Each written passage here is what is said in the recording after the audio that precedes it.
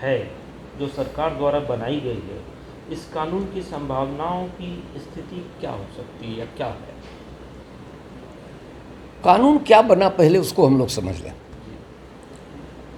73वें संविधान संशोधन में, 74वें संशोधन में हम लोग पंचायत और नगर निकाय का फैसला लिया है।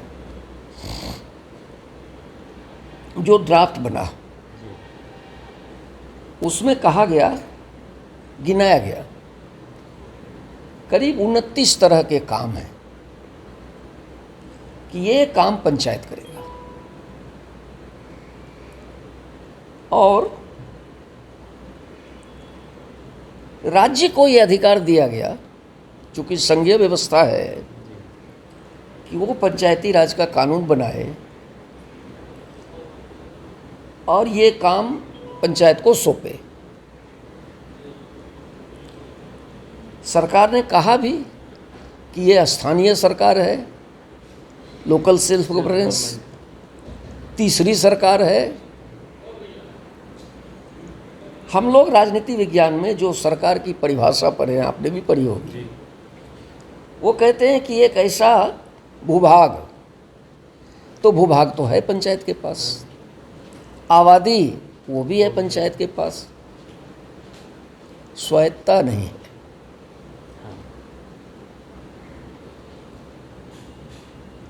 सरकार भी बना दी गई है, इसलिए ये तीसरी सरकार है, प्रतिनिधि हैं उनके। अच्छा लगता है, लेकिन ये पूरे देश के लिए सुझाव था। आपने इसको राज्य के रहमो करम पर छोड़ दिया, यानी 73वें 74वें संशोधन में देश के लिए कोई मॉडल कानून नहीं बना।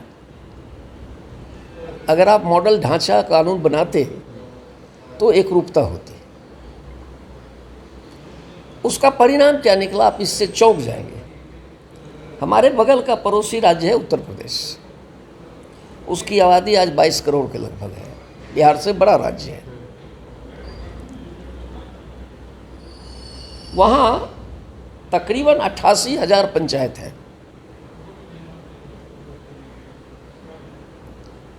बिहार 12-13 करोड़ की आबादी का राज्य है, यहाँ मात्र 8,500 पंचायत हैं। अब ये मामला क्या है, इसको ठीक से समझिए। सरकार ने व्यक्ति को केंद्र में रखकर बिहार में जनसंख्या के आधार पर पंचायत का गठन किया कि 5 से 7,000 मतदाता पर एक पंचायत होगा।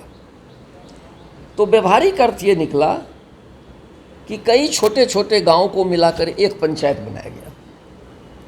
अब हालत ये हो गई है कि अगर किसी गांव में किसी पंचायत में 6 गांव हैं तो 3 आपस में मिल जाता है, 3 को अलग थलग कर देता है।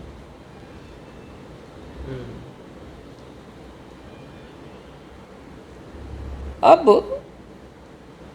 उत्तर प्रदेश को देख लीजिए कि उत्तर प्रदेश में गांव के आधार पर पंचायत गठित हुआ।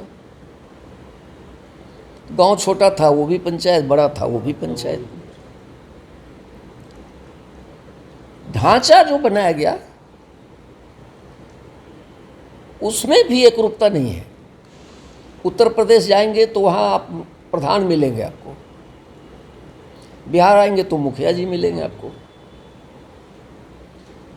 जबकि देश के लिए प्रधानमंत्री है। ऐसे हमने तो कश्मीर में भी प्रधानमंत्री बना रखा था। तो ये एकरूपता नहीं है। तो पंचायत के पास आज मॉडल कानून नहीं है, मॉडल ढांचा नहीं है, कार्यालय नहीं है यानी सचिवालय, कोष नहीं है, और तो और भारत सरकार और बिहार सरकार के तर्ज पर पंचायत कर्मचारी नहीं है। तब भी आप कह रहे हैं कि मैं गांधी जी का पंचायती राज चला रहा हूं। मेरी जानकारी में बिहार में जब से पंचायती राज कानून लागू हुआ है 150 से ज़्यादा एग्जीक्यूटिव ऑर्डर हैं बिहार सरकार के जो पंचायतों पर थोपा गया कानून बनाने के बावजूद, और ये पूरी तरह से असंवैधानिक अभ्यास है, अनकॉन्स्टिट्यूशनल प्रैक्टिसेस, और एक सरकार ही कर रही है इसको, ऐसा नहीं कोई व्यक्ति कर रहा है। थोड़ी पंचायत के लोग जो लोग जीत कर आए थे उन लोगों ने 2010-12 में कुछ कोशिश की, उसके कुछ अच्छे परिणाम भी निकले हैं कि कुछ पंचायतों में पंचायत सरकार भवन बना है, पंचायतों में 4-5 कर्मचारी का पद सृजित हुआ है, लेकिन वो सभी बिहार सरकार के कंट्रोल में ही है। गांधी जिस पंचायत की कल्पना करते थे उस पंचायत में हम एक उदाहरण देना चाहेंगे कि जब अंग्रेज भारत में आए तो उन्होंने सर्वे कराया और जमीन का एक कानून बनाया जिसको सब लोग जानते हैं, वो है परमानेंट सेटलमेंट एक्ट 1892, अस्थाई बंदोबस्ती कानून। और वह भी देश के लिए एक रूप नहीं बनाया। दक्षिण के राज्यों में जाएंगे आप तो वहाँ व्यक्ति जमीन का मालिक हो गया, मध्य के राज्यों में आएंगे जहाँ भी किसान आंदोलन चला था, यहाँ व्यक्ति भी मालिक है और महालदारी भी है। उत्तर बिहार, पूर्वी बिहार के इलाके में आएंगे आप, यहाँ शुद्ध रूप से व्यक्तिगत हो गया है। अंग्रेज़ों के पहले हमारी जो भूमि व्यवस्था थी, जहाँ तक भी हमारा क्षेत्र था, वो बहुत अस्पष्ट था।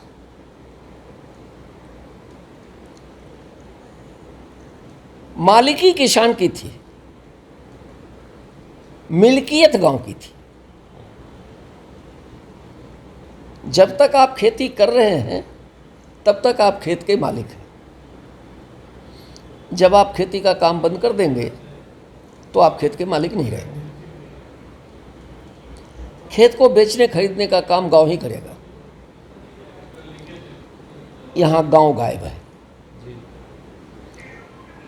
अब चूंकि हमने केंद्रीय सत्ता बना रखी है और वहां हम व्यक्ति के ही विकास को केंद्र में मानकर, यूनिट मानकर चलते हैं, समुदाय यूनिट नहीं है। गांव हमारे डेवलपमेंट का यूनिट ही नहीं है, व्यक्ति है। इसीलिए आप पढ़ते होंगे सरकारें घोषणा करती हैं कि इंदिरा आवास योजना में 1 लाख लोग लाभुक होंगे। कभी सरकार ने नहीं कहा कि इंदिरा आवास योजना में 100 गांव गृहयुक्त हो जाएंगे, व्यक्ति लाभुक होगा। तो 2 मॉडल है। गांधी जिस विकास की बात करते हैं वो गांव को केंद्र में रखकर बात करते हैं। आज की लोकतांत्रिक सरकारें, चाहे पूंजीवादी हो या साम्यवादी हो या समाजवादी हो, वो व्यक्ति को केंद्र में रखकर यूनिट मानकर विकास की बात करता है। गांधी स्थानीय साधन, हुनर, कौशल की बात करते हैं और हम एफडीआई की तलाश कर रहे हैं। ये फर्क है। तो मुझे लगता है कि पंचायती राज के पूरी संरचना को यहाँ से समझने की ज़रूरत है, जिसका निष्कर्ष यही है कि पंचायती राज का कानून, पंचायती राज के अभ्यास सरकारी हैं, जिसका व्यवहारिक अर्थ है कि वो आज के विकास की एजेंसी मात्र है। ये पंचायत गांधी का नहीं है। जी, एक तीसरा प्रश्न है।